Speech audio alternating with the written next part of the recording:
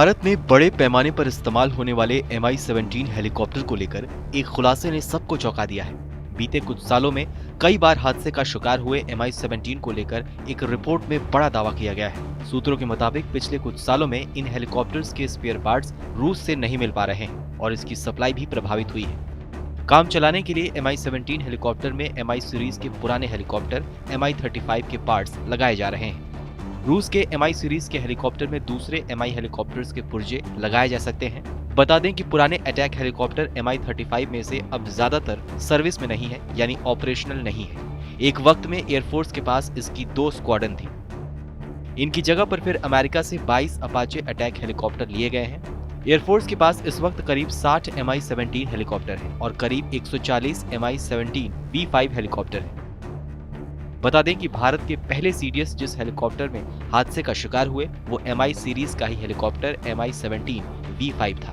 इतना ही नहीं, बीते कुछ सालों में Mi सीरीज के हेलीकॉप्टर कई बार हादसे का शिकार हो चुके हैं। ऐसे में बीते सालों में हुए इन हादसों की वजह इन हेलीकॉप्टर्स में कामचलाऊ पुर्जों का इस्तेमाल और इनकी ठीक ढंग से मेंटेनेंस नहीं हो पाना हो सकती है। बता दें कि रूस और यूक्रेन के बीच जारी जंग ने भी इन हेलीकॉप्टर्स को लेकर भारत की मुसीबतें और ज्यादा बढ़ा दी हैं। जंग की वजह से रूस की तरफ से इन हेलीकॉप्टरों को मेंटेनेंस और इसके पुर्जे मिलने में भी ज्यादा दिक्कत आ रही है।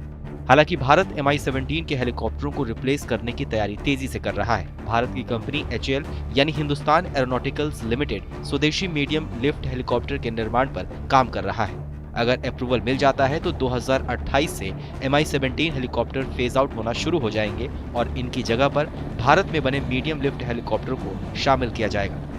कोरोना महामारी की वजह से इस प्रोजेक्ट में थोड़ी देरी हुई, लेकिन अब इस प्रोजेक्ट पर काम तेजी से आगे बढ़ रहा है। फिलहाल इसकी प्रोजेक्ट रिपोर्ट तैयार है और इसे भारत सरकार के पास मंजूरी के लिए भेजा गया है। खास बात यह है कि इन हेलीकॉप्टरों की डिजाइनिंग में इंडियन आर्मी, एयरफोर्स और नेवी तीनों की जरूरतों को ध्यान में रखा गया है।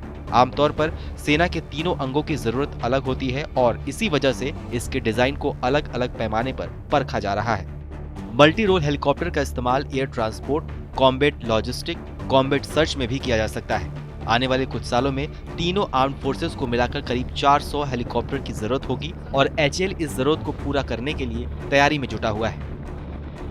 बहरहाल हमारी इस खबर को लेकर आपकी क्या राय है, हमें कमेंट सेक्शन में जरूर बताइए।